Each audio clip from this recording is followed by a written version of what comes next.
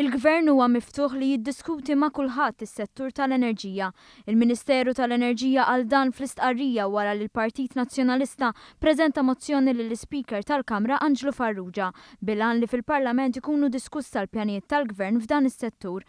Fl-istqarrija l-Ministeru tal-Enerġija fakkar fis-sitwazzjoni li wiret minn amministrazzjoni preċedenti u l-kisbiet li saru fl-aħħar sentejn. Sitwazzjoni fejn il-poplu Malti kien ħallas l-ola tariffi tal-kontijiet tad-dawl u l-ilma fl-Ewropa, power station li taħdem bl-aktar fuel li jniġġes il-heavy fuel oil, il-Korporazzjoni Enemalta kellha dejn ta' 840 miljun euro u l-power station tal-Marsa ma kienx konformi ma' kriterji internazzjonali dwar l-ambjent.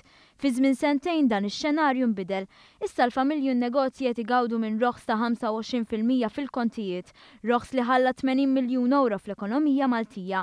Pass ieħor kien it-tifi tal-Power Station tal-Marsa weda li l-Partit Nazzjonalista kien ilu jwiet għal bosta snin iżda qatt ma sar xejn. Il-Gvern fakkar li sal-2016 pajjiżna se jaqleb għall-użu tal-gass hekk kif titlesta l-Power Station il-ġdida. Dwar il-garanzija bankarja li natat lill-Electrogas u li l-Oppożizzjoni tant qed tikkritika, il-Gvern qal li din xi ħaġa temporanja sakemm il-Kummissjoni Ewropea tapprova l-ftehim magħruf bħala Security of Supply Agreement, ftehim li kien ċentrali fis-sejħa tal-proċess kompetittiv li ra lill-Electrogas tirbaħ il-proġett tal-impjant tal-gass f'Dellimara.